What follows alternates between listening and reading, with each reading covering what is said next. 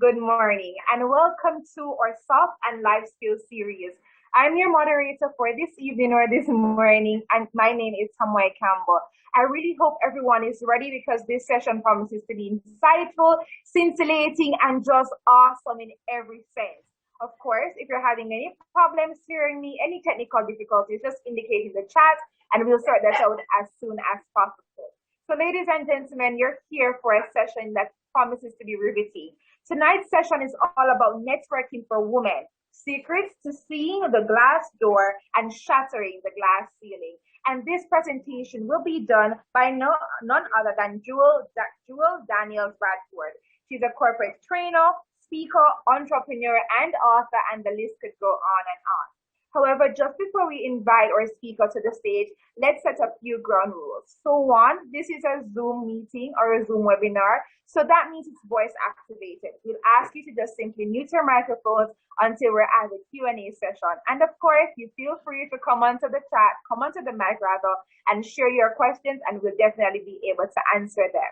Secondly, we'll ask kindly for everyone to just rename yourselves. It's a lot better with identifying you. So just rename yourselves. So when you have a question or we need to identify you, it becomes a lot easier. And last but not least, enjoy the webinar. So now we go into the introduction of the speaker, and I'll invite to the virtual stage none other than Sandra Griffith Carrington. And she is from the UE Open Campus. So Mrs. Griffith Carrington, the virtual stage is now yours to introduce our speaker for this evening. Thank you so very much. Thank you so very much. Jewel Daniels Radford is a passionate and engaging corporate trainer, speaker, and author who has built Daniels Communications Global with a client list that includes the U.S. Army, CPJ, Couples Resorts, Vista Print, Mega Mart, Total Jamaica, and the city of Savannah, among others. She is the author of 4 books, with her most recent 3 Sides of Every Crisis, described by best-selling author and renowned speaker Les Brown saying, "It's a very powerful book that will transform your life and allow you to navigate what we are going through right now victoriously."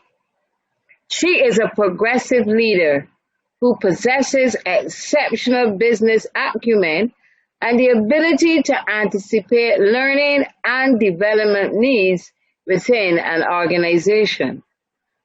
Jewel has moved the needle of success for industry giants, small business owners, and non-profit organizations. She is one of those rare individuals who has a natural gift to develop people from achieving personal success to the greatness that serves others. Jewel is an intelligent wordsmith and professed logophile. She is a profound storyteller with the masterful ability to take readers on a journey of well-researched information wrapped around relatable experiences that titillate the mind to embrace change, adjust perspective, and take decisive action. She holds a master's degree in organizational leadership and studied international relations and political science as one of the first African American at South Korea's Yonsei University, a proud Hampton University alumna with a BA in communications and a graduate of New York University Public Relations Institute. Jewel has served as an adjunct instructor at Savannah Technical College and Armstrong Atlantic State University. Jewel has been featured in various publications like Skirt Magazine, Onyx Woman, Georgia Trend Magazine, and the Savannah Morning News, and has received recognition from former Georgia Governor Roy Barnes and Congressman Jack Kingston. Serving in professional organizations, Jewel is the president of the Human Resource Management Association of Jamaica Western Chapter and the president of Delta Sigma Theta Sorority Incorporated Jamaica Alumnae Chapter. She has also served as the past president of Association for Training and Development Savannah GIG and member of the Montego Bay Chamber of Commerce. She is a community service advocate, having served on the boards of communities in schools, the Martin Luther King Foundation, and Quantum Inc. She is passionate about her work, loves to read, travel, and paint. Jewel enjoys mentoring young women and believes that her greatest gift is her daughter, Janae, a social anthropologist. Join me in welcoming her. Thank you so very much for that, for both of you, that introduction. You know, when people do introductions and they share all that information, it just makes you feel like you're getting so much older. But hopefully refining throughout the process and getting older. So I am so blessed to be here this evening. This is the result of a partnership with the University of the West Indies Open Campus with our Jamaica Alumnae chapter of Delta Sigma Theta Sorority Incorporated. We are so excited about being here with you this evening to be able to foster this relationship where we support the alumni and your endeavors to excel in business and to give back to the community, because that's what Delta is all about. So with that said, I'm ready to get started. Do I have permission to share my PowerPoint, or do you have it? Tell me how we're going to do this thing.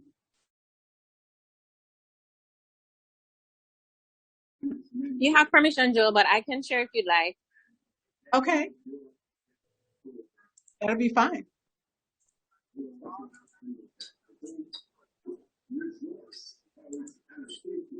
I see we have a good number of people here, 142 participants here tonight. So that says good things. You all must be doing something right if you have that many people in the house. So kudos to you for all the work that you have been and continue to do.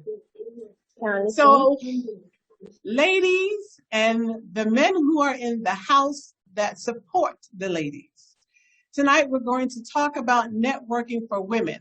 Secrets to seeing the glass door and shattering the glass ceiling. So I imagine that you look at this and you say, perhaps she has a typo. Maybe there's a typo on her screen because the words net and ET are capitalized. That is no mistake. You will see in time my reason for doing that, because networking is a term that we use so casually. Just in passing, people talk about networking, but it's really an acquired skill that takes some muscle memory and some real hard work and some resources behind it for it to be effective. And I felt like, since we are talking about women, and our organization is a global organization of college-educated women, I wanted to address some of the challenges that we face when it comes to being able to be a success in networking. So why is this important to you? One of the most important things for us to talk about is the fact that women are vastly underrepresented in top-paying jobs. I know that's no secret to many of you, right? If that's true, let me see you raise your hand. Many of us know that women very often are underrepresented in jobs where we want to, assail to these high-performing positions and we get less pay. That often happens because there are perceptions about how women will engage in the workplace, what our capacity is to do things, and these are mental models that people have created without our permission, which is why it creates a roadblock. The second reason why it's important for us to talk about networking and how to do it to master it, should I say, is that women are perceived as being more risk adverse than men. Yeah. That we don't take risk in the same way that men will. So that means that when it comes time to consider us in the workplace, we don't get as much attention and consideration because they feel as if we won't be able to pull the trigger and make the hard and tough decisions or take the risk and think outside the box or whatever the case might be. And then there's this third reason. Higher paying jobs require greater flexibility. And in this particular case, for women, it sometimes is difficult if the woman is primarily responsible for caring for her home, the primary breadwinner for the children and whoever else, the grandparents, the parents, whatever the case might be. So we find ourselves in a situation where these institutionalized mental models and roadblocks come into place, and we do run into what we call the glass door and hit the glass ceiling. Next slide, please.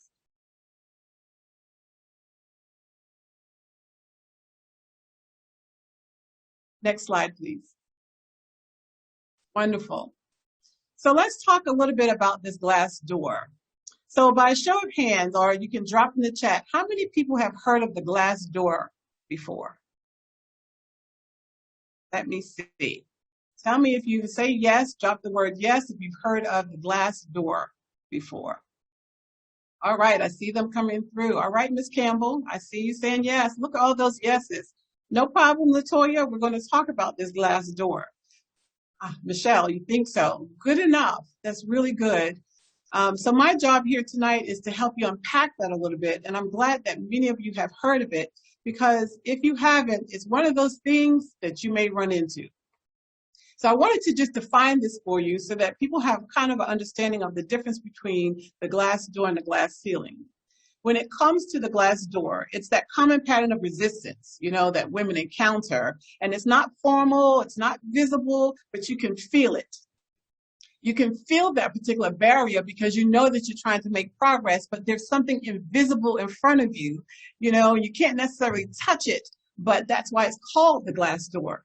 And it's one of those roadblocks that works against women because we're making these multiple attempts at entering certain workplaces and working in different industries, but we're not making the progress that we feel we could be or should be making.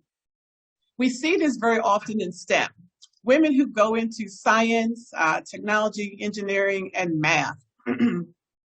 There is this false belief that we as women are not able to excel as well as our male counterparts in those industries. So it's not that women don't have a desire to be in those industries. It's just that the opportunity to gain access to them, that glass door I'm talking about, that thing that is not exactly tangible, but you know it's physical because it's stopping you from being able to make progress, that's exactly what it does. It's the glass door that is not seen until you walk right into it, and then you feel it, and you know it is present, versus the glass ceiling. So that's probably something that you've heard about a whole lot more. The major difference between those, it still is about denying women access, so to speak, or creating these challenges where it becomes very difficult for women to be able to grow throughout their careers. But with the glass ceiling, it's about you trying to go to different levels, right? From supervisor to manager to director to vice president to the C-suite, whatever the case might be. It's that process of moving up the ladder. And it's different from the glass door because you got to hit the glass door before you can get to the ceiling. So it's just a metaphor that is used about what is evident but intangible, meaning you can't touch it, but you know it's present because you've been striving and thriving and putting in for jobs and hoping for promotions and spending the late nights and trying to show up and prove how good you are in the workplace. And something just ain't right. Something is still stopping you from getting to where it is you feel like you deserve to be, where you want to be. So those are the two distinguishers as it relates to glass door and glass ceiling. So let me break this down a little bit further for you. Next slide, please. For our particular conversation, I'm talking about this as it relates to women, but we often hear in the industry that we encounter the glass door and the glass ceiling because it's men who are stopping us. But my sisters, make no mistake, there are incidents in which sometimes other women stop us, right, from climbing to that to shatter that glass ceiling. The solution very often is how you network. So this is where we're going to get into why I say networking. So launch the poll question, please. They can type in the chat. The poll won't work without answers. Okay. So my question to you is, what do you believe is the difference between these two images? Do you feel like there's any particular difference? So I see that you're saying not in this context. There's no difference as it relates to networking. Okay. Stephanie, the good old politics. Oh, politics and politricks, as my sister says. Oh, sometimes women are their own rivals. And that's very interesting because women actually communicate and connect in such a unique and marvelous way. You know, we usually are very good at that, but when it comes to that competitive, that competition that comes into place and wanting that competitive advantage, yeah, sometimes it can be. Nadia, women are too picky. Oh my goodness. Tell me a little bit more about what you mean by that and how it relates to this. So I see someone says, yes, they believe that the images are different. So if you think they're different, tell me why you think they're different. What makes them different? On the left, there's an image where it represents being able to network, creating connections, singular connections, 2 people at a time, 4 people, you know, and the more you reach out, the more it grows, the more it multiplies from 1 to 2 to 4 to 6. And the left one represents you reaching out. And so Demi says that one is connected and the other is a bundle. I like that. And on the right-hand side, you see that there's a magnet almost, right? Where the balls are being drawn to the actual image. And one diagram, there is support for persons to reach the top. Oh, Stephanie, my girl, I'm loving the way you think, my dear. You are right on track. I love the way you think. All right, anyone else? What's different in your mind as you look at these 2 images? Yeah. Oh, look at Anya being creative. She threw the magnet in there. Go ahead now. Exactly. The magnet pulls the other balls. So that means that the magnet has the ability to draw to it. So ladies and gentlemen who support us, the difference is that networking requires you to do several things in order for it to be effective. It's not just about adding names to a roster. So, you know, probably are on Facebook or perhaps you're on LinkedIn and you have lots of contacts, right? You have contacts on LinkedIn and you have friends on Facebook, you know, your virtual friends. So that's what the image on the left pretty much represents as it relates to networking. It's how you amass names and contacts and your ability to reach out to create these external connections. But that image on the right, that magnet that is drawing those marbles to it, you are the magnet. And that is where networking becomes so very different. Because in that first image, while you are engaging in this direct and indirect engagement with people, the second magnet shows up in terms of how you're doing the work. Because networking means that you are casting your net wide enough to create alliances, build relationships with people. And the second one, magnet, means that they are reciprocating. That's where networking makes the difference for us. That's where it makes a difference for anyone. But the most critical part about networking is your ability to be able to draw people to you for it to be effective. So that it is this reciprocal process of what happens between individuals. So, because I got such a great answer, I think it was from, was it Anya who said that? Who had the magnets? One shows progress, the other shows the state of the magnet. So that was Anya. So Anya, next slide, please. Because you answered that question in terms of being so creative and using that image of the magnet, You are my winner of a copy of my book, Three Sides of Every Crisis. So thank you very much for sharing that answer, because I want to make sure that we're on the same page in how we understand the power of networking. Yes, it's about reaching out and building contacts, but it's also about creating these contacts and developing what I like to say are very, very important relationships throughout the process. Next slide, please. So what's all this talk about relationships? Click again, please. When it comes to networking, relationships are the new currency of business. It is the difference in how we will win in business. And when I talk about relationships, click again, please. It's about building relationships that are diverse. So you see the images that I have on the screen. The images are there. You can click back. The images are there because they represent the diversity of people. There are people from all walks of life. The world that we live in has become global. And it's not a matter of you traveling somewhere anymore. That global environment has been delivered to your doorstep. And you can see it in the relationships that come here to Jamaica or whatever country you may be living in, whether it's with your children and where they go to school or in your workplace, because there's such a diverse group of organizations and businesses coming into your country. So we have to learn how to move and massage differently and how we navigate this space. Diversity of relationship is what's going to make your network powerful, strong, and sustaining. Next slide, please. So as we take a little deeper dive as it relates to diverse relationships being the currency, the new currency of business, I want to share with you just a few things. The first one is you must be willing to learn and listen. Learn and listen, right? The second, be ready to give before you receive. And the third, be open to feedback. So let me unpack that a little bit. Learning has to be a lifelong skill for you. When I encounter people who tell me that they're through, there's nothing else that, they want to know, no more people, they don't need any more people in their life, they've gotten all that they need, I run.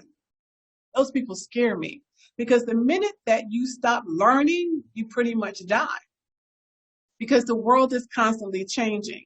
So in order to be effective at networking, you have to learn and listen. And my grandma used to say, listening means that you use you use your ears, you have two ears and one mouth, so you can listen twice as much as you do it and then talk, which for me was challenging as a child because I did a lot of talking.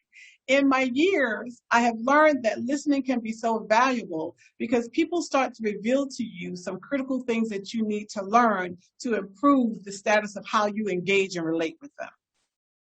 Be ready to give before you receive. Now, this might be tough for some people. And the reason why this might be tough is because the giving part. Why do I have to give something before I receive? I don't know these people. Well, those people don't know you either. So I often share, as a corporate leadership development expert, I often share with my clients, when you are the person that needs something, then you have to do the giving first. Because you are the one who's making the ask. And giving is a natural extension of showing your authenticity. Networking works when authenticity shows up. And when you give, people are more apt to receive, not just receive, but to give back to you. So they see that you're making an investment and that you are committed to the relationship and that you see the value in what you're doing and who they are. And the last comment I have here, you see it says be open to feedback. When I first came to Jamaica, I came and I was working with Vistaprint and I was their learning and development manager. Before long, I was heading global teams in 5 different countries. And it was there that I learned this slogan. It says, feedback is a gift, because at least someone cared enough to tell you. Woo. Did y'all hear me when I said that? Let me say that one more time. Feedback is a gift, because at least someone cared enough to tell you. So this is where you have to kind of put on your grown woman attire and realize that it's not about someone trying to break you down. No one breaks you unless you allow them to break you. So you take that feedback and you toss it around and you decide which pieces of it you need. And you hold on to the pieces that's going to add value to you and who you are so that you can use it to elevate you and your platform. And that which you feel doesn't serve you, then sit it on the side. Because perhaps you don't need it or you're just not ready to receive it. Life will reveal that in time. So my grandma said, keep on living, you'll learn some lessons, right? So there's one point I want you to really take away with you. Clip, please. There's one key takeaway. You know, in networking, you often hear people say it's all about who you know. Well, let me flip that on its head, because I say it's not about who you know. It's who knows you. Why does Jewel say that? Let me give you an example. Any of you heard of Oprah Winfrey? Yep, heard of Oprah Winfrey. Very famous woman. Has done very well in the media industry, media mogul, billionaire, done very well for herself. My next question is, do any of you know Oprah?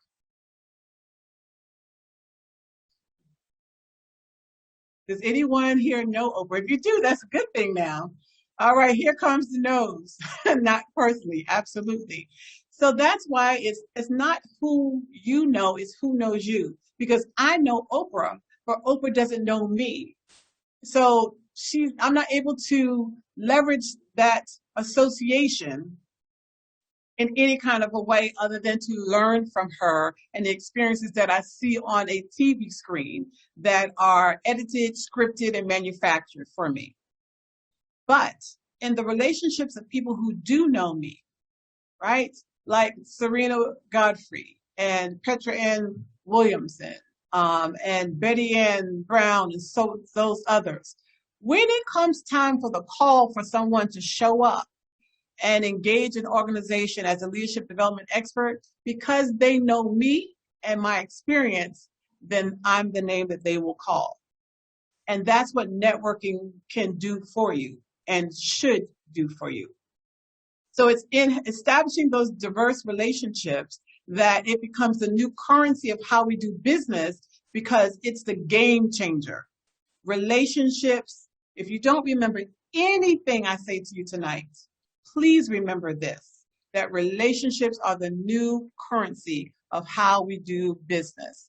It is the building blocks, they are the building blocks of how we advance ourselves. Next slide, please.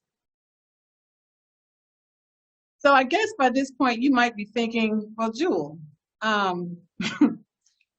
networking means that I'm supposed to meet all these diverse people. How do I go about meeting these people? I don't know these people. Or perhaps you're an introvert. You know, we often talk about introverts and extroverts.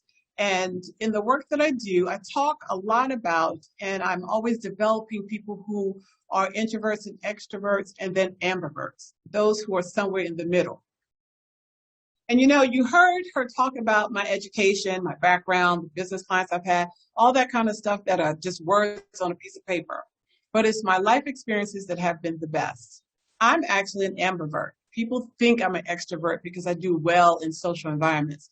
But trust me, I go home, I close the door, I can be there for days and be fine. But it was through my relationship and becoming a mother that I learned firsthand about how do I build a relationship with someone who's an introvert? Because my daughter's a very, very strong introvert. And having the tendency of wanting to talk and engage, sometimes we are so busy pushing our own agenda, we don't learn how to build relationships because you're not learning what it is that the other person needs. So I say the difference between remarkable people and everyone else has little to do with circumstance and more to do with your mindset. Thank you, Jeff Goins. It's all about your mindset and how you see networking and what it can do for you.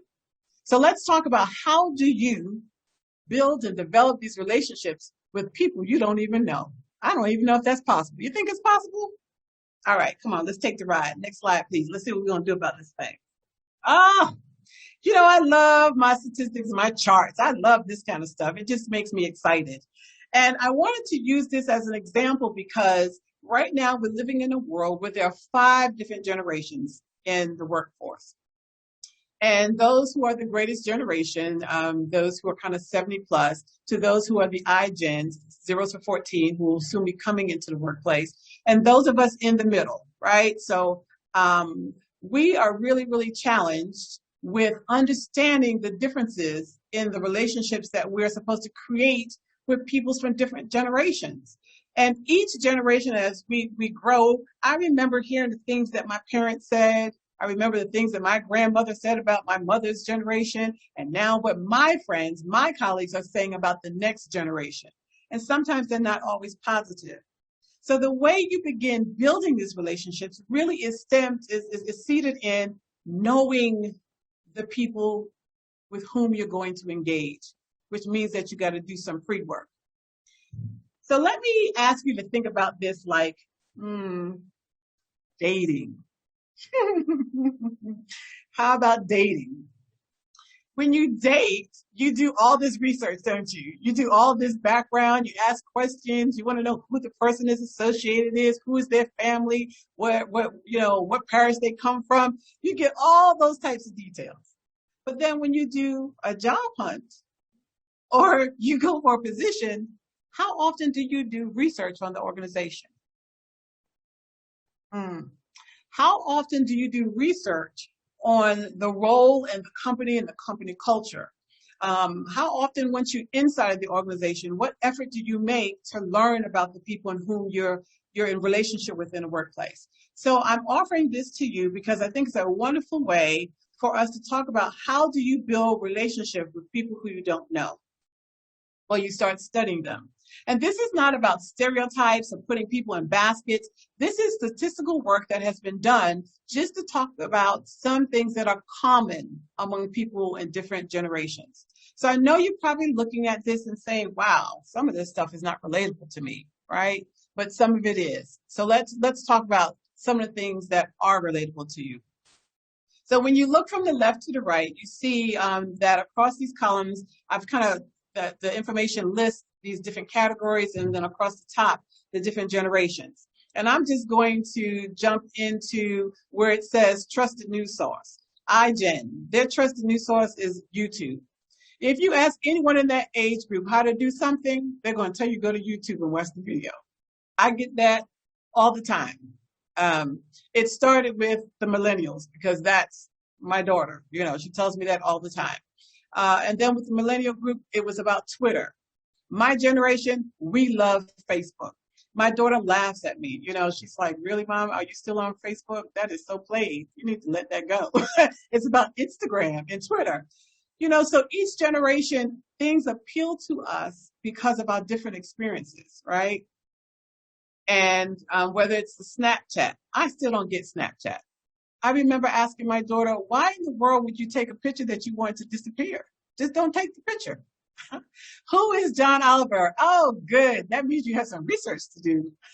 I do these things on purpose because it allows you to stretch yourself and learn about different environments. Remember I talked to you about those diverse, groups, those diverse relationships? That's the power, the new currency of business.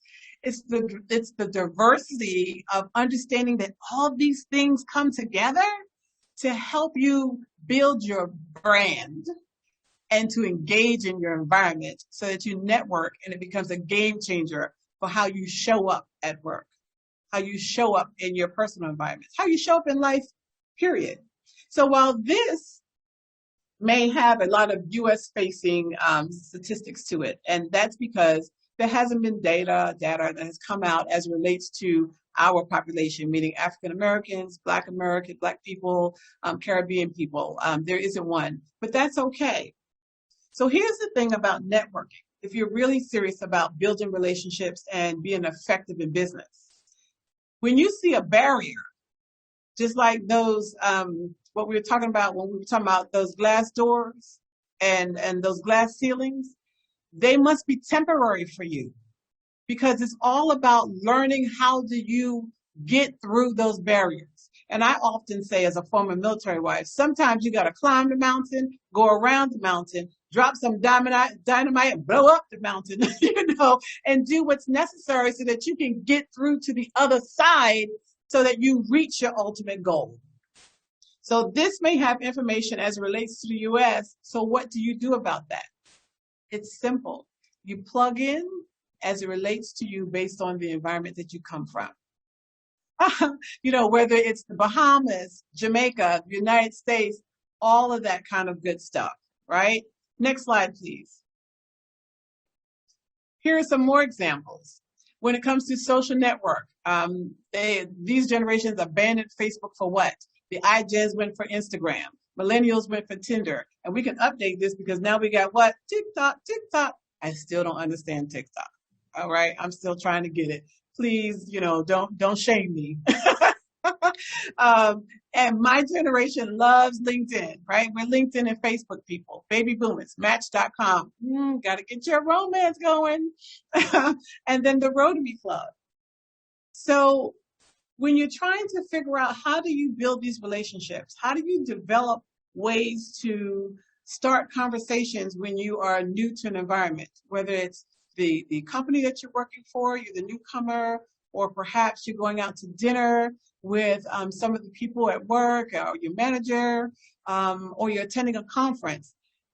Very often, especially if you're an introvert, this sense of nervousness comes in and trying to identify, what do I say? Like, what do I do? How do I approach somebody? Here's your answer. This is where you do the pre-work. Remember, you're dating. You're dating the process to understand what things can you find that might be common denominators to strike up a conversation. So you don't even have to know the person at all, potentially. You don't have to know all the details about them, but it allows you to have some room and a platform from which to work. So you have these conversation starters so that you're no longer uncomfortable of not knowing. When you do know individuals, then that's when you do the heavy lifting and you do the real work of doing the research on them. And I'll tell you why that's important. Next slide, please. There's a gentleman by the name of George Fraser. Does anyone know George or ever heard of George Fraser? If you have, drop in the chat, please. His name is George Fraser. Oh, baby boomer, but dabble in the younger categories. Absolutely. That's why there are no hard and fast rules to this, right? There are going to be some things that you don't know. This gentleman was the start of my game-changing experiences in business. So I was once a military spouse. I married my college sweetheart coming out of Hampton, and he was joined the military. He had an Army commitment because they paid for his college. So he was airborne, air assault ranger, I mean, he loved all that adrenaline junkie stuff. And we were in South Korea where I went to graduate school and then came back to the United States. And it dawned on me that, wow, I had spent all this time getting my education and acquiring these skills. But as a military spouse, I was going to have to move around the world with him. What was I going to do? How was I going to use my education, my gifts, my talents that God has given me and make it mean something? And that's when I decided that I wanted to be an entrepreneur and I wanted to use what I had learned to build my business. And some years ago in my career, I started this conference called the Black Business and Entrepreneurs Conference. And I hosted it in Savannah, Georgia. And I didn't really know exactly how to do all those things, but I knew how to network. I knew how to cast my net so that it would bring me some work. And George Fraser was a best-selling author of this book that's called Success Runs in Our Race. The Complete Guide, do you see that? To Effective Networking in the what? The Black Community. See, you didn't even know that book was out there, did you? So now you're walking away with some tools, some resources that's going to help you. This gentleman was so amazing to me. I knew that when I started the conference, I needed some heavy hitters, some big names, someone that would draw a crowd to my conference. I did the research on him. I went online. I found everything I could. I read his books. I talked to people at business organizations. So if you don't belong to a trade organization that represents your industry, I'm going to tell you that's your first step that you need to make. You've got to be around like-minded people who will feed you as you feed them. And I was able to connect with George and ask him to be our keynote speaker. And over the years, we built this relationship, and he became my mentor. That's the other thing that I'm going to mention later, but I'll tell you now, you have to have a mentor, right? And in doing that and building this relationship, George learned my story and said, you should really write a book. I said, me write a book? My first gift is writing, right? God gives us all gifts. I am a really good writer. If you ask me to do your taxes, you're going to jail. I understand money, but not tax system. So I stay in my lane and I use my gifts to the best of my ability. And he said, no, you have it in you. You can do it. I said, how do I write this book? And it was because of George Fraser that I wrote my first book called The Enterprising Entrepreneur. This man, who had over 30 years of experience, was a game changer in corporate America, had so much success, took me under his wing, made me his mentee. He became my mentor. And you know what he did? He wrote the foreword to my first book.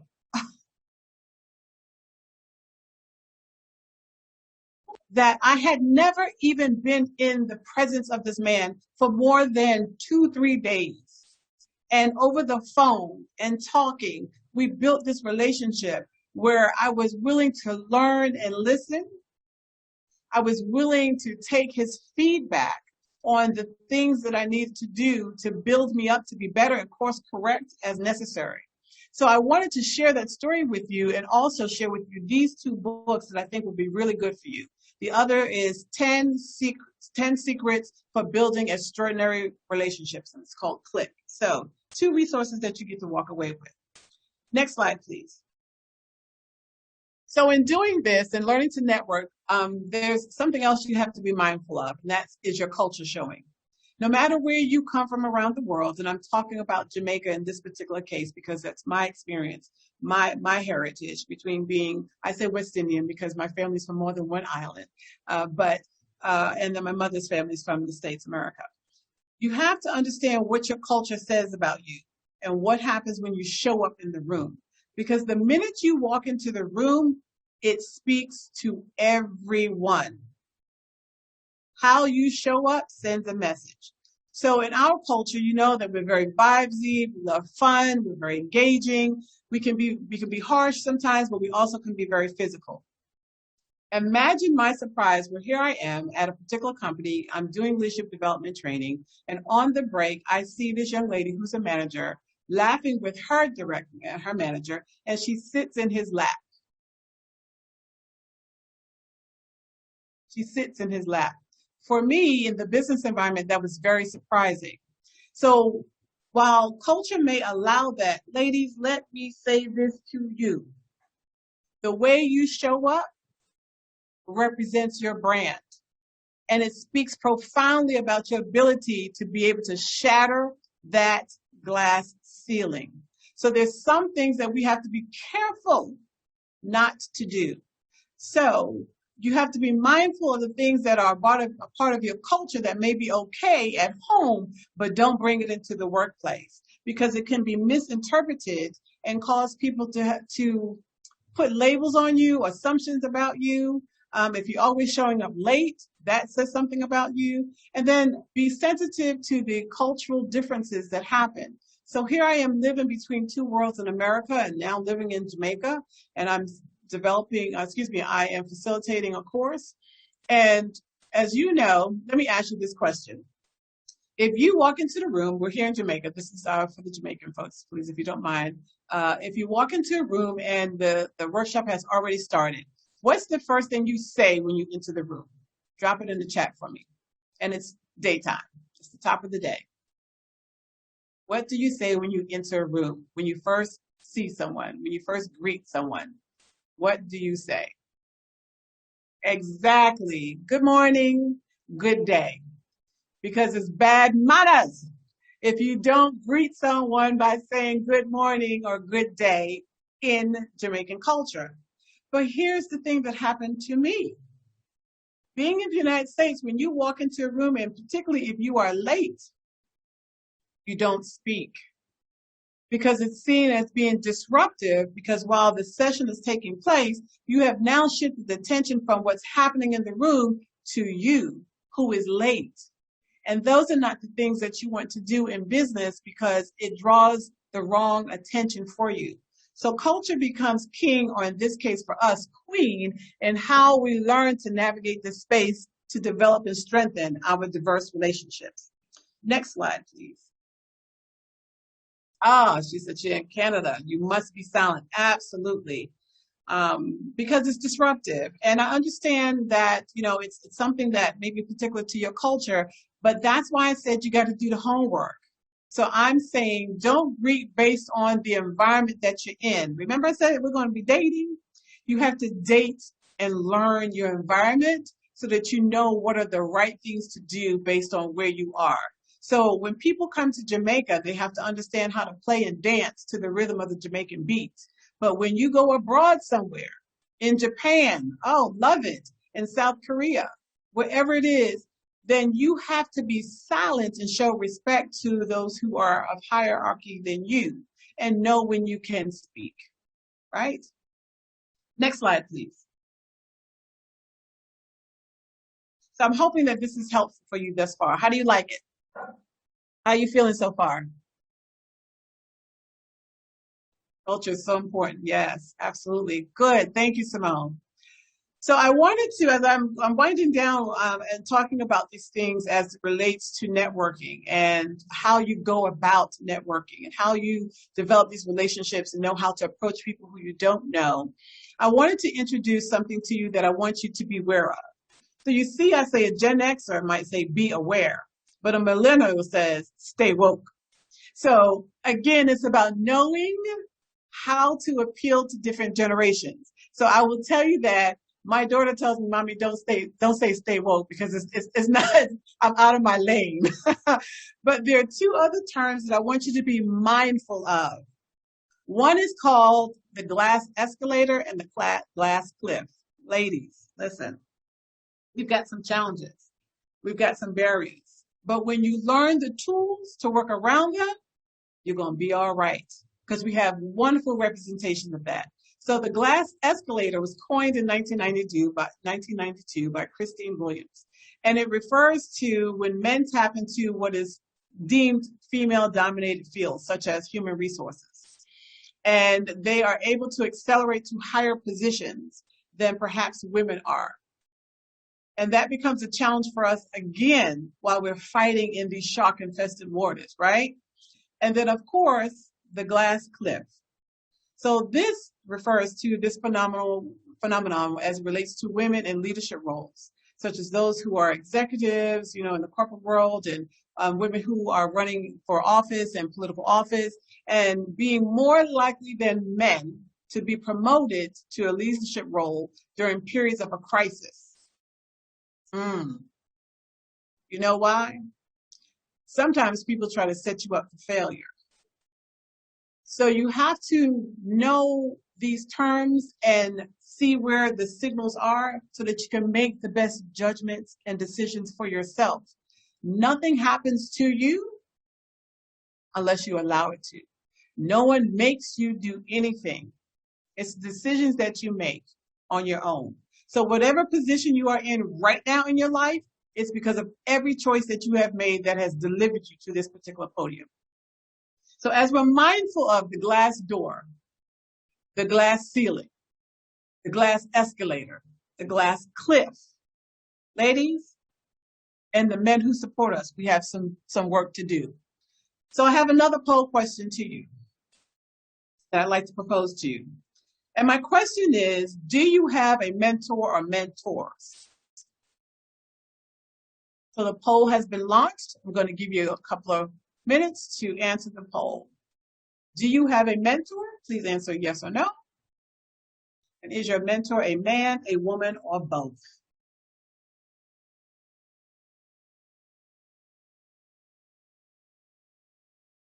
Look at those numbers coming in. Good job. Good job. Yes. Y'all are making me happy.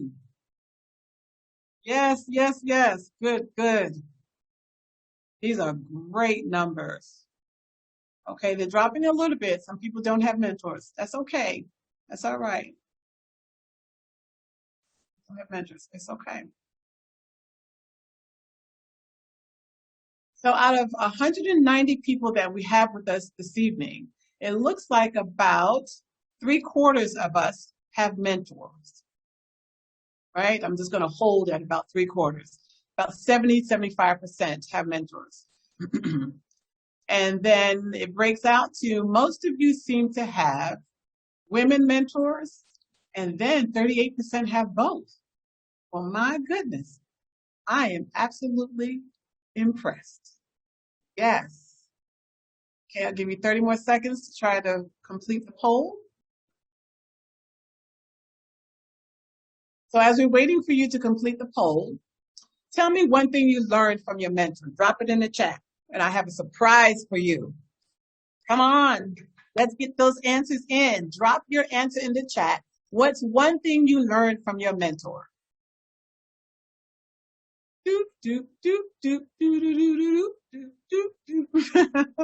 So I might be dating myself. Oh, mentor taught me to always be brave. Nice. Oh, Jenlyn, to be authentic. Ooh, there we go. Nadia, don't give up. That's right. My mother used to tell me nothing beats a failure, but no try at all. So keep pushing, keep it happening. Be confident, how to be persistent. Ooh, wonderful. Well, I just taught you to date. I love it. Look at these. Oh, Sherlyn, you just wrote that life is a learning experience. So next slide, please.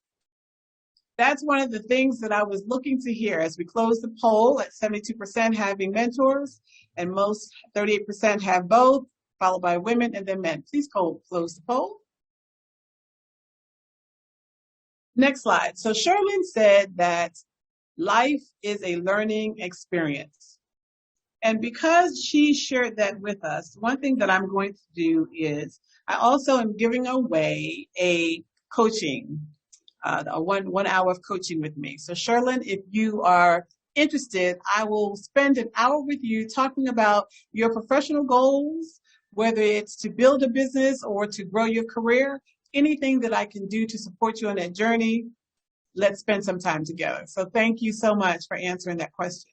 And the reason why that was important to me is because this is where I ask you the question, if you are ready to shatter the glass ceiling and open the glass door. Are you ready? All right, let's go to the next slide. You're welcome, Miss Simon, you're welcome. So here are my 10 takeaways, the secrets to seeing the glass door and shattering the glass ceiling.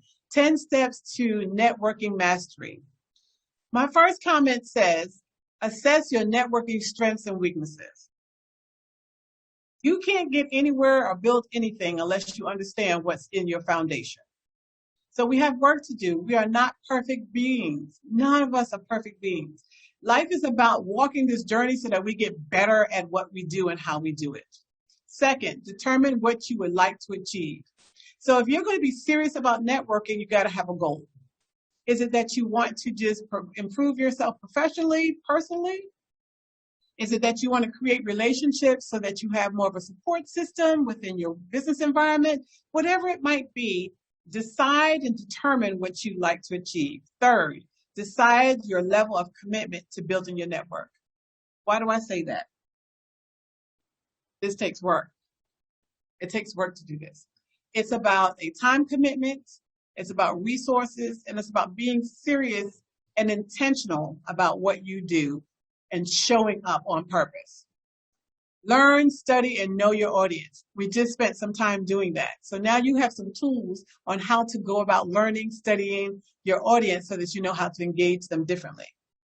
Leverage your EQ to strengthen your CQ. EQ is your emotional quotient, your emotional intelligence. And that's where we were talking about learning about others.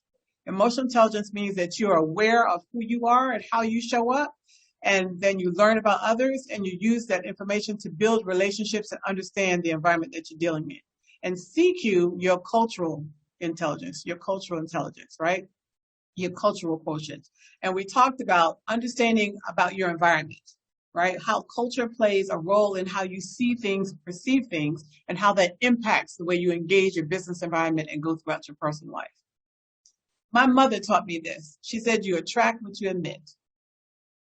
So if you show up a certain kind of a way and you're getting repetitious feedback, responses that are not what you're looking for, find the common denominator, the lowest denominator, the most common denominator, because that's normally us.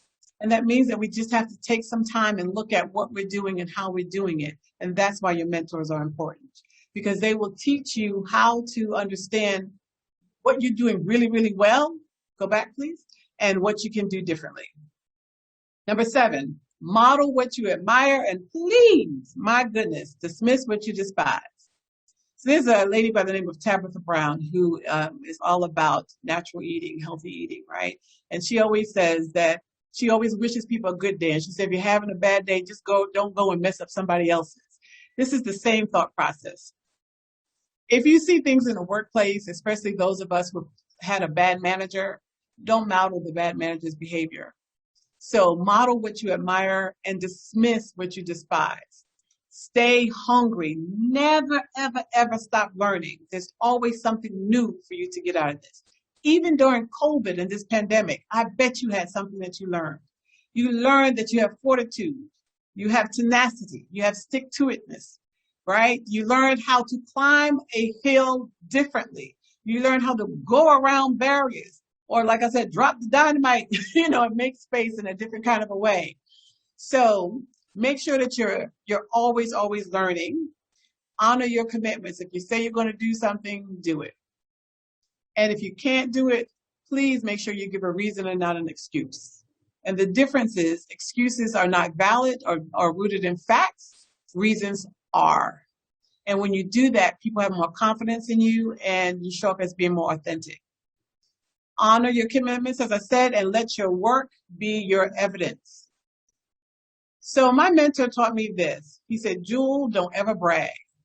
Don't go around complaining all the time. I have people in my organization. There's some people who just show up every time complaining. Oh, I'm busy. Oh, I got to get to this. Everybody's busy, Everyone has something to do in their life, and yours shouldn't be seen as any more important than the next person because you don't know their reality. So when you let your work be your evidence, people do the bragging for you. You don't have to brag on yourself, because then that magnet that I showed you earlier, it links right back to that.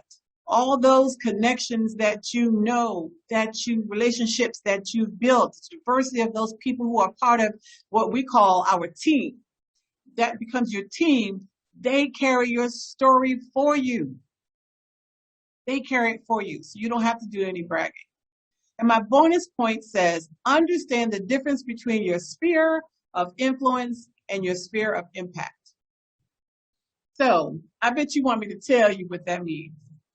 Well, one thing you'll learn about me, I love leaving people with an assignment.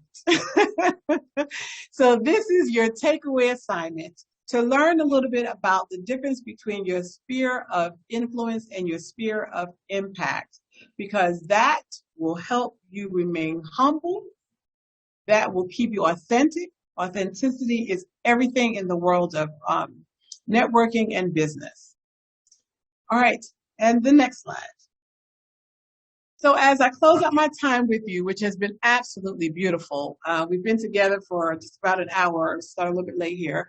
I want you to know that successful women networkers are successful for 3 primary reasons.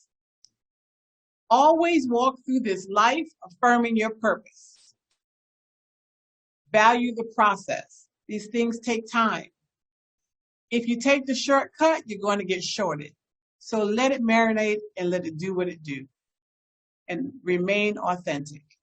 When you put all those things together, people will be drawn to you. They will pour and invest in you and help you to reach the strength and power of platform that you seek. So I thank you for this time with you today. It has been an absolute pleasure. Next slide, please. I'm here representing, again, the Jamaica Alumnae chapter of Delta Sigma Theta Sorority Incorporated.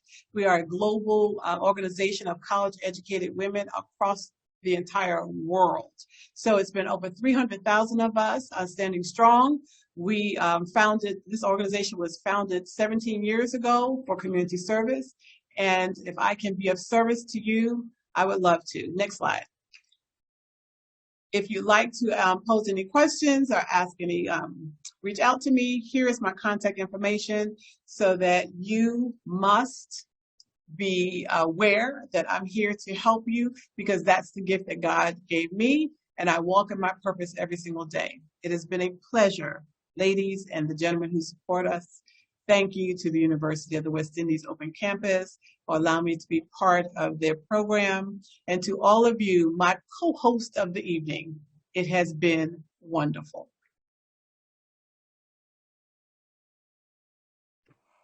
Thank you. Thank you so. I think we need to thank you, Jewel, because you came here and you killed it. You killed it. As we like to say, you ate it and you left no crumbs. That's what my generation would say. And I think we need to teach you a little bit about TikTok, but that's all right. Probably another time. Ladies, ladies and gentlemen, let us just put some emojis in the chat to show our appreciation for Jewel, because she definitely did an job. Thank you. Thank you. Oh, that's awesome. I mean, Jewel, you were just really refreshing, I must say. As a younger individual, hearing everything that you're saying, it was really apt, because I'm going into the professional world. We have persons here who are already in the professional world, and everything that you said, we can take it to be a part of our lives. So I just love how it's applicable, it's relevant, and at the same time, I learned so much. I did not know the glass cliff or the glass escalator, and I love how I've left this session refreshed, and I think everybody else has left refreshed. But just before we run off, I want to take the opportunity to ask our awesome audience who's been riveting up in the chat. If you have any questions, please, the floor is yours. You can post them in the chat. Raise hand features there, of course. Identify yourself and come on and talk to Jewel. I have a few questions myself, but I'll allow our audience to go first. If there are any questions, please let us know. Now's your time to shine. Okay, I see you, Kelia rather. You may go ahead. If you can speak, you can unmute and go ahead. Hello, good night. I must thank the guest speaker for her presentation. And my it's not really a question. I unfortunately I was not able to see everything, and I saw only like about half of it. So I was just wondering if I could get the link or get the recording, because I know it's recorded, so that I could see the entire presentation. And that is one of the reasons, not an excuse, but one of the reasons why I did not fully participate, because I missed the whole half, the initial half. And so I was trying to catch up, and by the time I try catch up, it's done. So I'm sorry. Thank you for that. Listen, I know you're going to be a powerhouse, because I love the way you said there's not an excuse, there's a reason. You go, girl. Yeah. I mean, I identified with everything that you said, and I appreciate it very much, especially that aspect of feedback, which at least in my culture here in Belize, and I guess a lot of it comes from also within the Caribbean, we're not accustomed to receive it well. No, we don't. I often say that we are strong and wrong and strong. Exactly. And contrary to many, I mean, I have a slightly different perspective on the feedback, because I did hear you say discard what's not good to you. But in fact, I do believe that everything is good to you. Even the not so nice aspect of it. Yeah, and that's why I wanted to make the point that even when you feel like it's not good for you, I said put it on the shelf, because there may be a time that you have to come back to it, because life is a journey. And I know the feedback I got at 30, I wasn't always open to some of it. But then when I got to my 40s, I said, "Oh, I remember someone said so-and-so to me." So I went back and I got it off the shelf, and I actually right.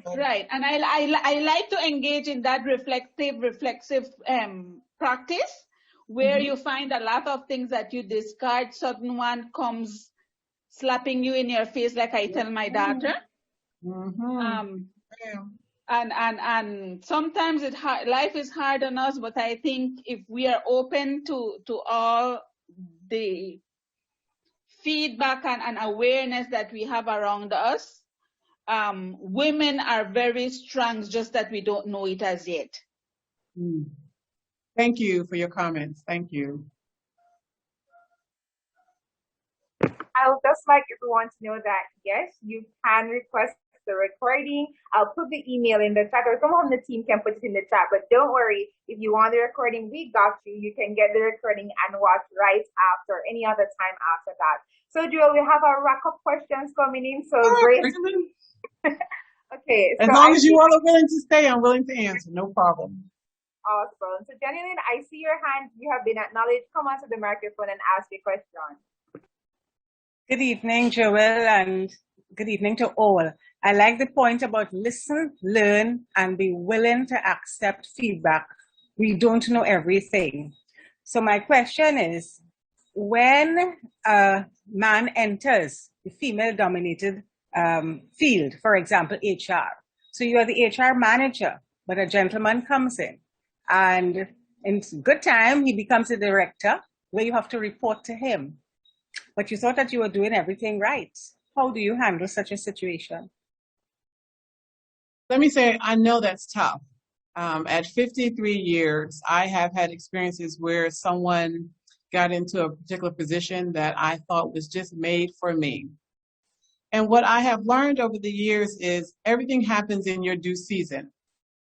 So perhaps it was not the season for you to have that particular role.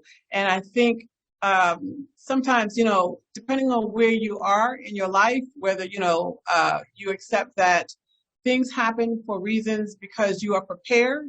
And when in business, I have gone for, a contract, and I put out a bid, and I did all this hard work, and I didn't get it. And in my mind, goodness gracious, I put in all this effort. And I say to myself that is just the time for me to reevaluate, because there are a couple of things that can happen. One, I wasn't ready. Two, they were not ready. Either way, it gives me time to sharpen my sword. And it's harder for you to understand that when you're younger, because you're so thirsty and you're so hungry. And I remember coming out of college, and you'll appreciate this. People tell you, well, you get out of college, you need to get a job, but you need experience. Well, I don't have any experience because I just got out of college. So how do I get the job? It's the egg and the chicken kind of a thing. And you start to learn that everything that is denied of you doesn't mean that it's because of you. So the way I would say you would deal with that is just be reflective about the power and presence that you have in your organization at this point, and recognize that perhaps it's not your time, it's not your season, and you give yourself time and decide how long you're comfortable being in that place, because no one makes you stay. But if you stay, you can't give less of yourself, right? Let me be real clear about that, because you're still collecting a paycheck. And I take that very personally as a person that owns a business. You get a check for performance, not for lack thereof. And you show up being your very best. And if somebody doesn't understand that that your light is shining bright, that doesn't mean that you have to sit down so they can stand up. It just means that you have to decide what new choice you make for yourself. Appreciate that. I like when you said to reevaluate and to sharpen your skills, sharpen your tools to be in preparation for the next move. Thank you. You're welcome. Thank you so much, Jewel, for answering, and thank you, Janine, for coming onto the microphone. So, Jewel, there was a question posed in the chat, and I'll just read it out. And this was from Faye Kokrava. She wanted to know, can the glass escalator be viewed as risky, but as providing a chance to excel if you know you excel at handling crises? Oh, absolutely. Everything in life is an opportunity. It's all about the mindset. That's why I love that quote. It's the mindset that you bring to the table. But remember, these are terminologies and metaphors that are used to define what has been statistically traced as being a phenomenon as it, impacts women. So everything that you encounter in your life is an opportunity, whether it brought you heartbreak, whether it made you cry, whether it made you sad. It's just a matter of what you choose to do with it. That's all it is.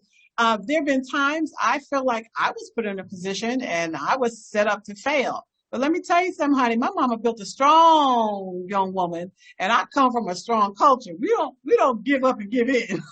So we don't know nothing about that. We don't give up and give in. So if you threw the task at me, I take it as a compliment because that means you saw something in me that said that I got what it takes. So yes, it could be seen very positively. It's all in your mindset and how you choose to engage that opportunity. Thank you so, so much. We have one more in the chat just before we get to the persons who raise their hands. So in an environment where men hold high positions or a boys club, how does a woman who is qualified, experienced, has a proven track record break through the boys club? So that's what this was all about when I say the networking. And let me say this first. I know it's tricky. So I'm not going to sit here and tell you that it's not difficult, that it's not hard, that you may not get what you want immediately because, again, it's a process and it takes time. But what I have learned from my studies and my own personal experiences of owning a business for 25 years, men have been my best allies. And that may be surprising to you. And they've been my best allies because I've been willing to listen to them and take their advice. And they appreciate when you're doing that because I also accept that while some things aren't fair, this is the world that this is the world that we live in. So how do I maximize the opportunity given that some of the odds do not play in my favor? I'm not going to keep crying and whining about it and fighting about it. I'm going to make it work for me. So you build those relationships and you decide who can be your mentor. Because there may be something that is in your blind spot. If you're looking forward, you can see just about this far without turning your head. So that means that you have a blind spot. There's an area in which there's something that you cannot see that perhaps they can see that you're not aware of. And it may be the way you're showing up when you enter the room. So I always ask myself the question, when I enter a room, what do people see? And when I leave it, what type of presence is left behind? And men will tell you that when they become your mentors. So I would say, find a way to create a relationship with one of those men. Prepare yourself for the honesty. Because one thing about men, they don't mix a whole lot of words. It has been statistically proven that for every one word a woman says, we say about 500 to 1,000 more, So they're going to be very to the point and look at what you can learn. And I always say, when you're in an environment, you know when enough is enough. So part of what my research has shown is that women stay in organizations. This is why they say that we are risk adverse in comparison to men, because we'll stay for the stability, because very often we have big commitments. We're mothers. We may be the oldest child taking care of, siblings. We may be taking care of parents, whatever the situation might be. And we're too afraid to leave because we feel like what we got is better than what we can get. And so I would cause you to challenge that notion because you don't know what you can access until you take the opportunity to explore it. The one thing you know for sure, whatever skills and education you have acquired, they don't leave you. So you can always use them in a different environment. So don't be afraid to take the risk. Just let it be strategic, calculated risk. Thank you so much, Jewel. Gems being dropped all the way. Thank you so much. So we have some more persons who definitely want to come on. And I'm going to identify Janice Anderson at this point. You can come onto the mic and share your question with us.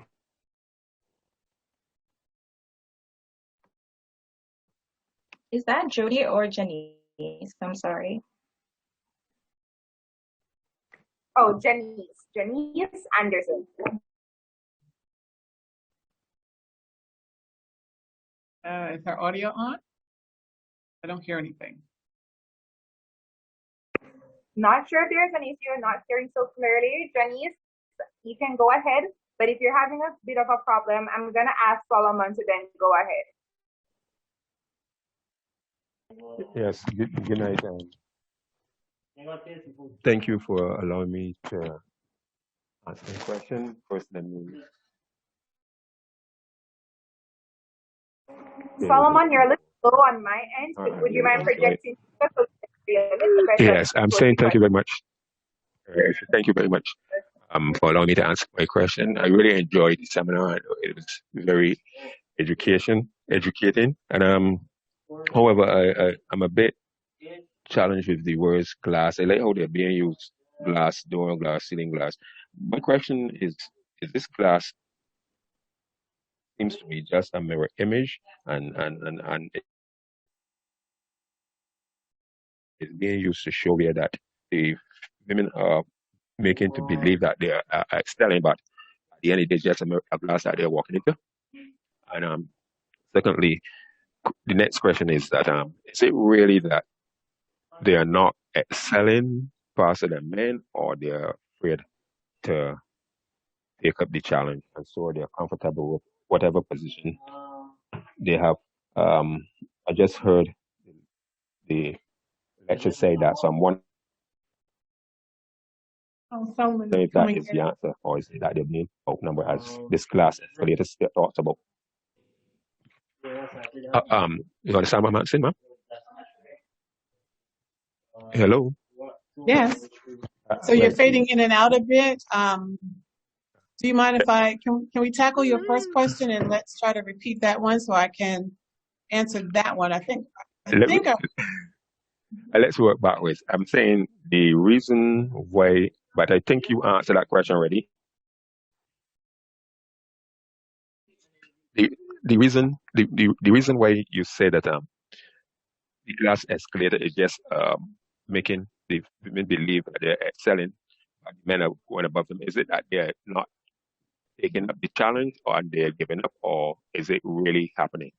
The last question. so. I think I understand your question. To basically be if the information that I've shared, is it a reality or is it just something that women are being fed to believe? Is that the crux of your question? Yes. Well, I would say this from the statistics that have been gathered, and I will speak from my own experiences. I believe there's a lot of validity to that. If you look across the world and you look at how many women are in executive level positions, the percentages are very low. If you look statistically at what we face, while women, especially women of color, may have outpaced men by about 10 to 12% in terms of receiving their master's degrees and their advanced degrees, men are still outpacing us from anywhere from 10 to 15% financially in the workplace. Those numbers are absolute truths. And I appreciate your question, and I really even more appreciate that you are here during this session, because it's really important that as we tackle these subjects, that our male counterparts understand that if this is my reality, that means it's true for me. And while it may not be something that you hold as being true, because it's my truth, then we have to start there and collaborate together on how to build, a better way forward. So, these are statistics that I'm quoting. These are experiences that I've had myself. If you look at the top corporations across the world, not just women of color, women in general represent less than 15% of those positions. Now, Jamaica has been unique in that some years ago, it was cited, I think it was about 5 years ago, it was cited that Jamaica had the largest number of women in management positions, which was phenomenal. People were very, very surprised by that. That's beautiful, but are we getting paid the equivalent as our male counterparts? Very often we are not. So thank you for the question, Solomon. I appreciate you. Thank you. You're welcome. Thank you so much. Thank you so much, Solomon, for your question, and thank you so much, Joe, for answering. So I'm going to identify Trevor at this point. Come onto the microphone and pose your question. And asking those who asked questions previously to please lower your hand so it's a little easier to identify. Yes. Hey there, Trevor. Hello. Trevor, if you're still with us, you're being identified and you can ask your question. Yes. Can you hear me now? Can you hear me? I'm not getting an answer. I'm not hearing his audio. I don't know if you're hearing it. Oh. Yes, hearing you. Can you hear me? I seem to have a problem with my audio. If you hear him, do you mind repeating his question? Because I'm having a bit of trouble with his audio. Okay.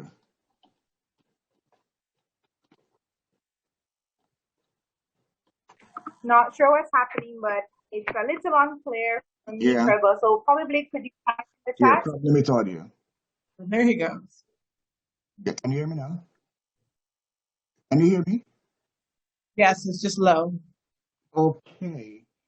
I represent the Caribbeans as well as a radio program in New York. And All right, Trevor, we're gonna just type in the chat, and I'm going to identify another question from Simone. She asks, what are the key attributes we should look for when choosing an ideal mentor? Should we limit how many mentors we have at any given point? So that's a very personal question. I'm working backwards. In terms of limiting the number of mentors that you need, I have a mentor. Her name is Joanne Talbot-Yancey. She is a motivational speaker. She runs an organization called Divas United, and she has multiple mentors. She has probably a lot more than I do. So I think it really is determined by your personality and what you feel your needs are, which is why I asked the question of, what is it that you're seeking to achieve and what level of commitment are you willing to give? Because if you have 15 mentors and they're just a bunch of names on a sheet of paper or in your cell phone with phone numbers and you're not leveraging those relationships, meaning pouring into them as much as they are pouring into you, right? Because we want there to be a reciprocal relationship there, then I'm not sure if you're really being mentored. So my answer to that one is that's a very individual choice. And then the attributes that you have to look for in a mentor, again, ties back to what you're trying to achieve. But some that come to mind for me are people who are available. One of the mistakes that people often make is they try to get someone who's a mentor who's high profile. And that's okay, but high profile often means busy. So you need someone who is available to you, who's willing to spend the time with you that you need, right? You need someone who will be honest with you. And being honest with you, you have to make a commitment. So I always tell people we have to make a pact. No lies, we have to be transparent. You set the ground rules. And so you look for persons who are willing to do that with you. I would say look for someone, not necessarily that's exactly like you. God makes us all unique. So don't look for a cookie cutter reflection of yourself. You need someone that's going to bring balance to your relationship so that where you might be strong in one area, and they might be weak, or you might be, weak in one area, they're strong and they can help complement and help you navigate through that. As it relates to business, you definitely want someone who understands your industry as well as someone who doesn't. Because if you can explain to someone a problem that you're having in your particular organization, let's say, and you're telling it to someone who's not in your industry and they get it, that means that you have good communication skills and they're able to be objective as someone who's outside of the industry, but also someone who's in your business and may understand the nuance of some of the things that you may encounter is important. So those are just a few that I would share with you as you seek to get a mentor. And check out George's book. There's some good things in there.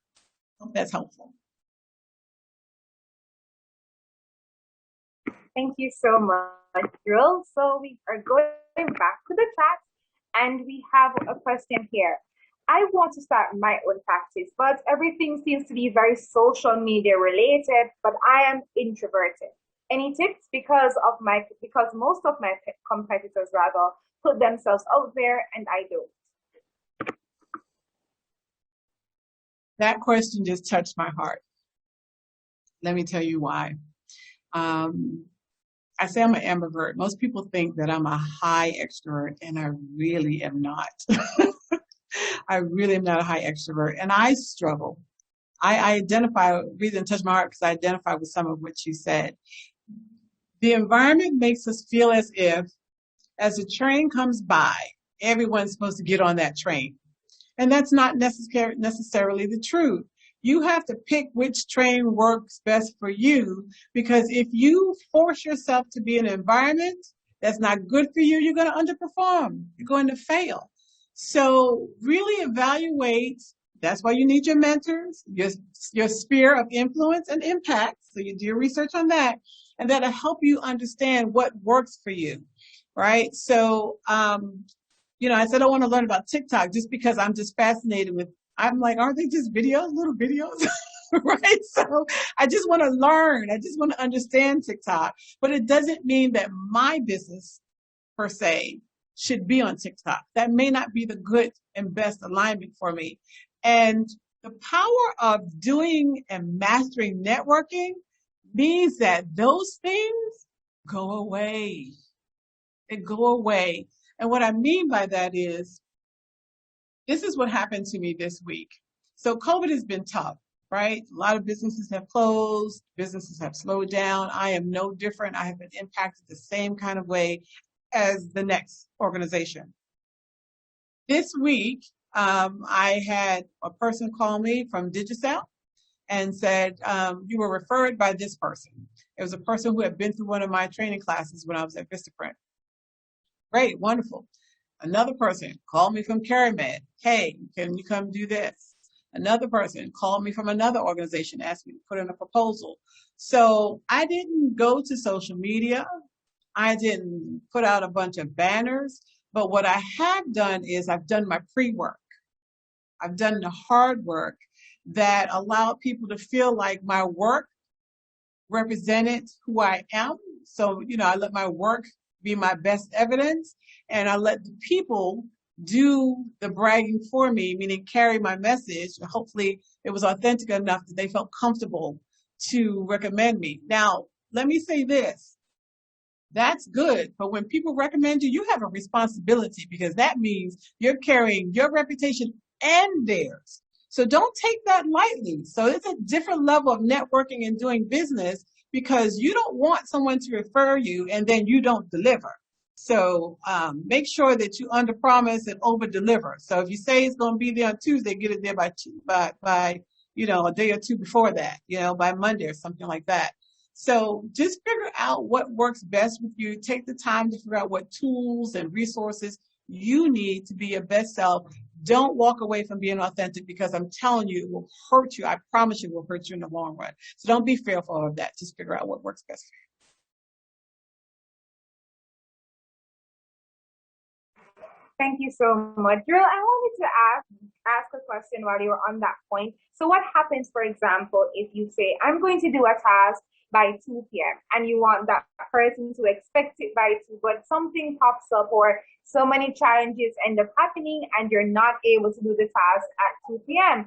You probably fear that you're going to now look unprofessional because you didn't communicate in ample time and now the task is late. How do you get yourself up from such a situation? So you felt as if you failed right there because you didn't let them know that, hey, I had some issues and I wasn't able to communicate with you to let you know what was going on, and now it's late. What do you do? Because you're probably scared that, all right, everybody might think I'm lackluster and I'm a failure or something extreme like that. So I just wanted to get your professional opinion on that. Well, let me tell you, I'm so proud of you for asking that question, because, we struggle with time. We struggle with time as a community across the board. We really struggle with time. So here's the thing. You have to ask yourself, what's the measurable impact of what I'm doing? So what I mean by that is, if you fail to communicate that you're going to miss the deadline, because before 2 o'clock you're going to miss that deadline, right? You know it. You see the clock missing, ticking away, and you have an idea already how long it's going to take you to get something done. And then the deadline passes, and then you still don't communicate. So when you measure the impact of not at least telling the person before 2 o'clock versus saying nothing after 2 o'clock, that one is worse. Because it says to the person that you didn't respect my time and my request enough to communicate to me. So I will tell you, as someone that runs a business, I am a big communicator, and it drives some people crazy because that really is my thing. Like, you need to communicate with me. And I always say I'm okay as long as I know what I'm dealing with.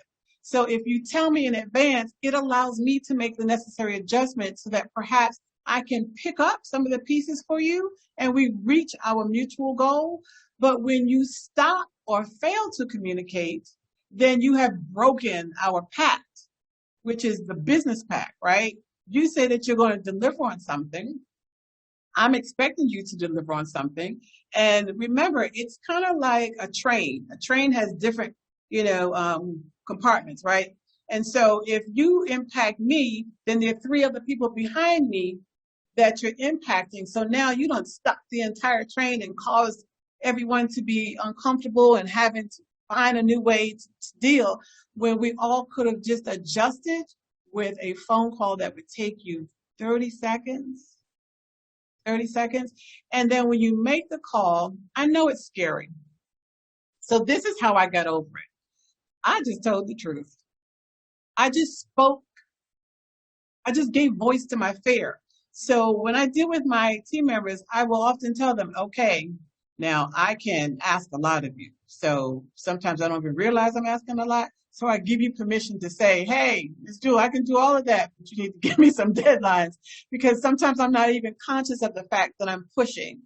So tell people, hi, I know that I'm supposed to have this by 2:00. I feel a little uncomfortable about having this conversation because I know you had this expectation of me, but let me tell you why I'm not going to make the deadline and what I'm going to do about it. So that's why I say excuses versus reasons.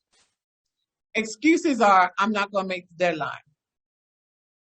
Okay, and reasons are, I'm not going to make the deadline because my direct report or someone else asked me to help them on a task, but I know that I can get it done by 3:30. Do you mind giving me another hour and a half? People can work with that. You see the difference? Yeah, okay. And it's okay to be afraid, but don't let your fear cause you to make a bigger mistake.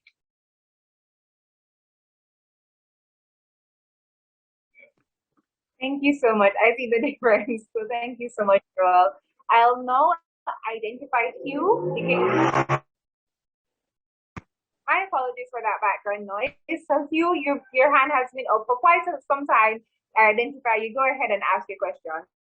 Yes, good night. Thank you for having me, for allowing me this time to say something. I just want to go back to an earlier conversation about the number of persons employed and the salary and all of that. But I noticed one thing, that when the person, I don't remember what's her name, mentioned that there were more women, according to a survey, and I'm hoping I'm quoting it right here. There were more women employed in Jamaica in management position and top position than men. And she was okay with that. And she said, this is a good thing. What we need to get is a salary. We need to get a salary as them. So what I'm asking, the question I'm asking now, is it that you're aiming for equality, or is it that you want dominance? Is it that women want women dominance? Is it that what you're looking for? And I notice I'm looking at this session that you're having here, and I go through the list and I'm looking at it, and it's mostly women in this forum. And I'm saying, isn't there any concern there, saying that, okay, I'm hosting a life skill thing, and there's only mostly women here. Why am I not reaching out? What am I to do to get more brothers in this thing? It seems like what women are after is woman dominance and not so much equality. Correct me if I'm wrong. Thank you. Welcome. So the first thing that I would say is, in making my answer, I don't want to position myself as if I'm speaking for all women. I'm speaking from the perspective of the research that I have found and that I've leveraged with a combination of my personal experiences. And that survey those statistics came from Bertrand, and I have my resources on the PowerPoint. So as it relates to dominance versus equality, I will speak from my perspective as a woman. The creation of man and woman was for balance. So in my experiences with the women with whom I relate and who I have encountered, who are my mentors, I know that there are some women who may want dominance. There are men who may want dominance, but that's not what this program is about. And in your question about dominance or equality really narrows the lane, because I think the lane has to be even bigger than that, even wider than that. Because it's not just about dominance or equality. It's about, I want to be recognized for the experience that I bring to the table, and I want to make sure that I am compensated accordingly. And we want the elimination of roadblocks that cause women not to have access to such opportunities. And we would like to see that the percentages level out better. So it's not about women dominating, because we don't need a man to dominate nor a woman to dominate. It's about, how do we work better together and make sure that we are honoring the expertise, the skills, the experience that people bring to the table, man or woman, so that they are compensated accordingly and respected for the things that they do, and not stopped or halted because of their gender. And then you asked a question, you said about dominance and equality, and you talked about the statistics, and is that true? You know, we all have our perspectives, and that's why it's good to have these diverse conversations.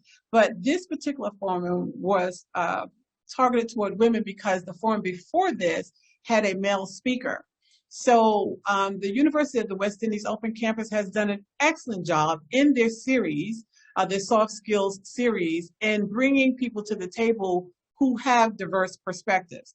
My time with you tonight just happens to be on the perspective through the lens of a woman with this experience, and bring forth that information, which is also why I talked about George Fraser, because I didn't want it to seem as if women don't want to learn from men. I said most of my mentors have been men. So I think we just have to be very careful in framing things as if they are facts, and knowing that sometimes what we're speaking from is our sense of passion and concern. So I really respect you, my brother, for bringing that to the table. Thank you so very much, Hugh, for making that important, because like I said earlier, if that's your truth, then I have to value it as your truth and be willing to be open to a conversation about it, just as you are open to a conversation with me, and we co-create the best solution going forward. So thank you for that.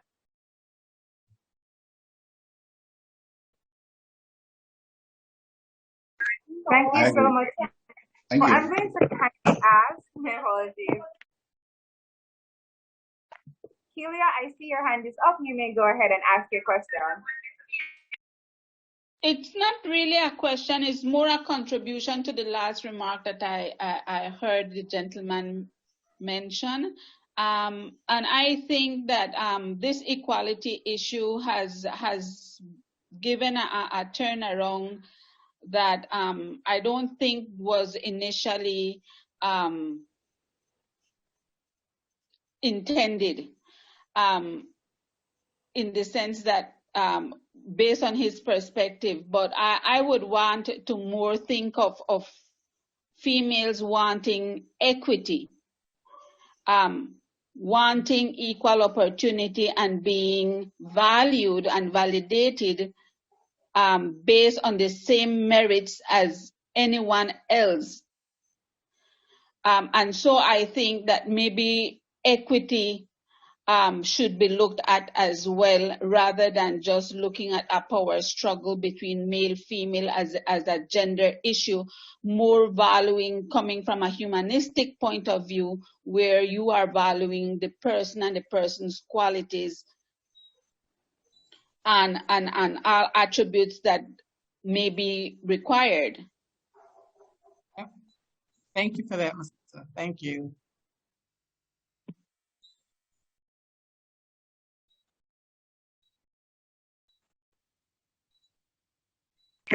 Thank you so much, Jewel. And thank you everyone for participating. Now it's kind of getting a bit late. And Jewel, I'm going to ask, if you're not averse to just putting your email back into the chat for us, just so that if persons have more questions, they could reach out to you, because we have our friends from the Eastern Caribbean. It's getting late on their side. I know Lisa is from Japan, so it's probably really late on her side. And I just want everyone to be able to still get their questions in, but still be considerate of the time differences. So, please remember that you can email Jewel after the session for any clarification.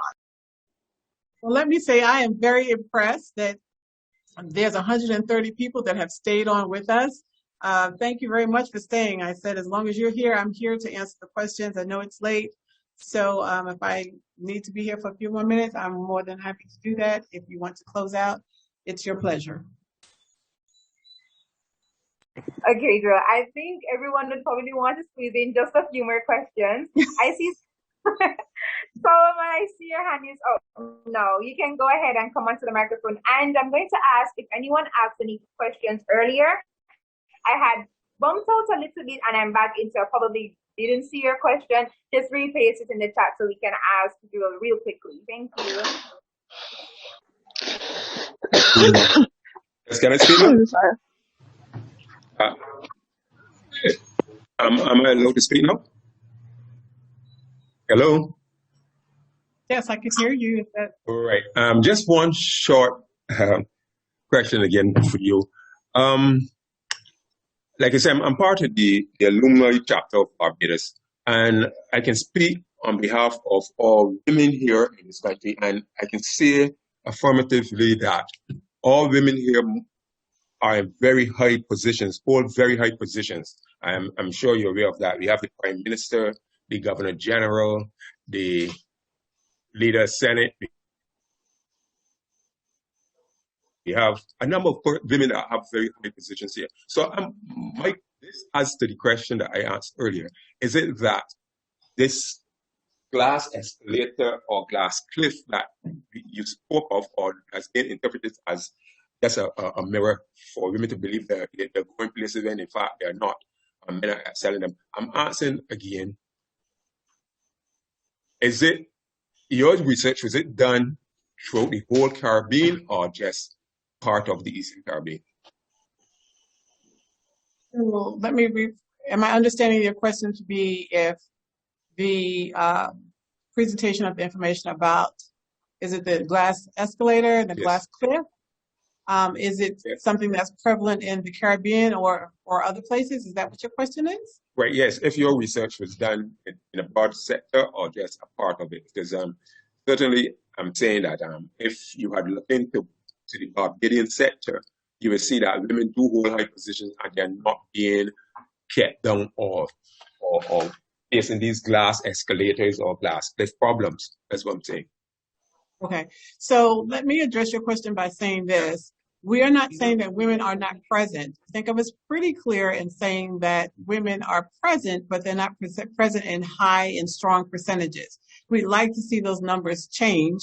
And I did say that globally, when you look at where women are in organizations in executive leadership roles, those percentages are still the small percentages. So I don't have access to a Caribbean index that accounts for Bermuda and all of the islands. What I have access to was something that took a global look across the board. So I think it's a situation where it will differ according to, of course, where you are. You know, maybe you all have mastered it better in Bermuda, and I applaud you for that. Kudos, job well done. But in tackling this challenge, we want to celebrate what Bermuda, Bahamas, or other countries have been able to achieve. And we want to recognize that where others have not achieved that, we want to support them on that journey and see how perhaps that becomes the learning model for us. Maybe there's some things that we learned from what you all did that we can encapsulate and, do well, and vice versa. The real issue is understanding that this is a challenge that women are encountering. It is real. It is their experience. And that you have to accept that when people say it's their experience, then what do we do about it? And let's work on what co-creating the solution. Thank you. Thank you so much, Jewel. Again, I apologize. I had a little bit of a net issue, so I'm back in now. I also recall a lot of persons were asking if you offered coaching classes or private lessons. Jewel, could you speak to that first, please? Sure. So I do. I love coaching. I love the ability to be able to connect with people, and when people invite me into their world, to be of support and assistance and walk alongside them. So yes, I do provide coaching services, so please feel welcome to reach out to me. My company is a global leadership development company, so we customize all of our leadership development programs, and when we do it for organizations, it includes coaching services. And here is why. When you're talking about leadership development, right? When you're talking about professional development with people, trying to move the needle on behaviors, it's very difficult. People want to poke holes at it because it's not a tangible product. It's not a Coca-Cola, Pepsi, something that a gazelle that you can go buy from the store. It's something that you have to see in terms of behavioral shift and how it shows up. So when you are giving people information, being there to support them along the journey through coaching adds value, because you're able to intimately talk to them about what they are experiencing and helping them to utilize the information and lift them from where they are to where they want to be. So I would love to be of support if that's what someone needs. And the other thing is, when I talk about authenticity, my clients will tell you that during COVID, even when budgets were tight, I was still there for my clients. And this is why, and I didn't put this into my networking because I think it speaks more to business, but I'll share it with you since we're still on. If you really want to be a game changer and you want to create and build and leverage and sustain lasting relationships, you've got to be able to give to people when they're in need, whether sometimes they can pay or they can't. And that may sound strange to a lot of people, but hear me out for a minute. What I'm saying is, I tell my clients I'm partners with them. So even if they're in a tough spot and they can't and they need me, I'd rather have them need me and I can help them, because when they come out through the small end to the big end, the first person they call is me. And we're able to make that up. Sometimes also, my next book I say is going to be called Leave Nothing on the Table, because it's going to teach people how to negotiate in business and leave nothing on the table. Just because somebody can't afford your price doesn't mean you can't find another way to get what you want. So when you give, you get back so very much more. So I say that to say, if you have a question or you just need someone to talk to for a few minutes because you have an urgent matter, please feel comfortable to do that as well. Thank you so much. So we're going back to the chat, and we have a question here from Latoya. She asks, how do you network authentically in a culture where people network based on what they can get from you or the perceived value you add? If you are too young to have established your network value compared to older and more seasoned persons. Oh, look at y'all trying to throw some hard questions at me. That's a great question. That's a really great question. So again, it goes back to culture, and culture being king or queen, right? But you're not a prison to those circumstances. You have to do the work to break out of that. There's a lot about your environment that won't work for you. So sometimes that means that you have to make an adjustment and shift and change the environment in which you are dealing in. When I was in my 20s, and I achieved a lot of things at a young age, right? So I went through that stage in your 20s where you think, you're just hot stuff, you're doing this and that. And my mentor said to me, so do you think when you look at your group of friends, you hang out with friends, do you think you're the smartest person in the group? And I thought about it, and I was like, yeah, I think I'm, kind of smart. My friends are really smart. But he said, no, do you think you're the smartest? I said, well, if I'm not the smartest, I'm close to it. He said, well, you need to find a new group. I said, what you talking about? You want me to get rid of my friends? He said, no, that's not what I said. And what he meant by that is, if you are the smartest person in the group, right? So if you're at the top of the tier of your group, that means everyone is feeding from you. They're feeding from you. And that means you don't have anyone who feeds you. So you have to change your environment so that you are able to get in an environment where, yes, you feed people, but that you're also being fed. So your circumstances tells me that you just have to do some shifting and adjustment. For instance, people who come to a different country, whether it's Jamaica, Barbados, Bermuda, you're in a totally different world. So you learn the rules of the game, and then you shift and change them as it works for you.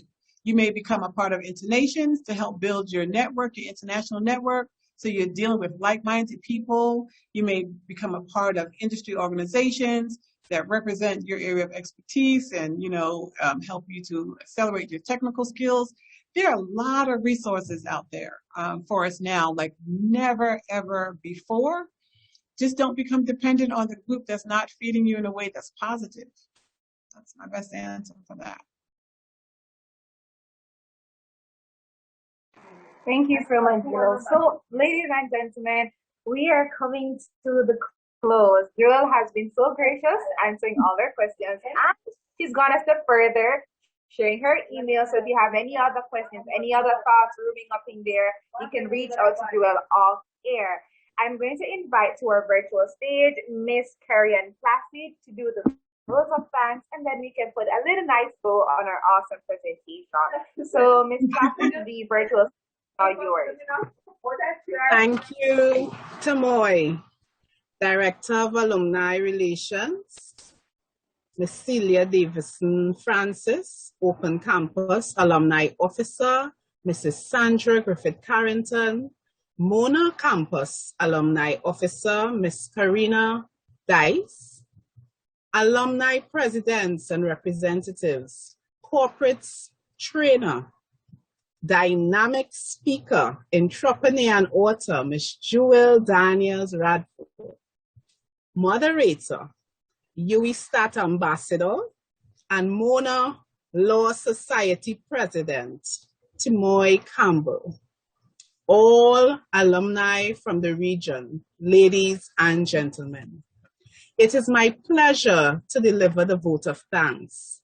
A special thanks to all of you for attending this auspicious virtual event, which is Networking for Women, Secrets to Seeing the Glass Door and Shattering the Glass Ceiling.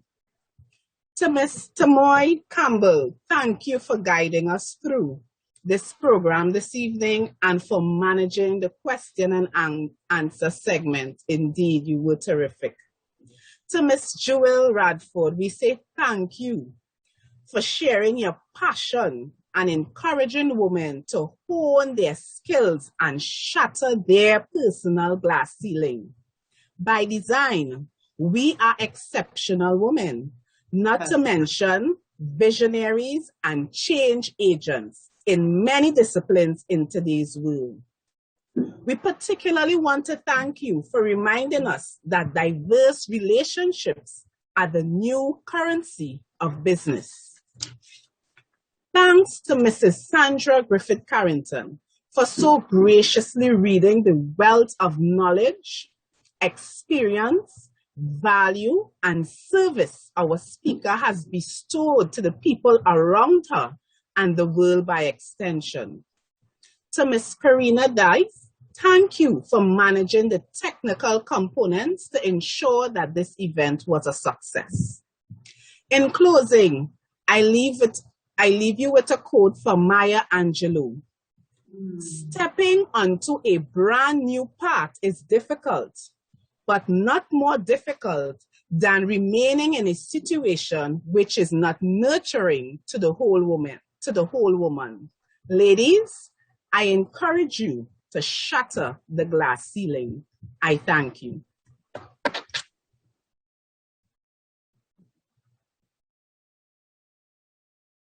Wow, that's amazing. Thank you so much, Miss Black.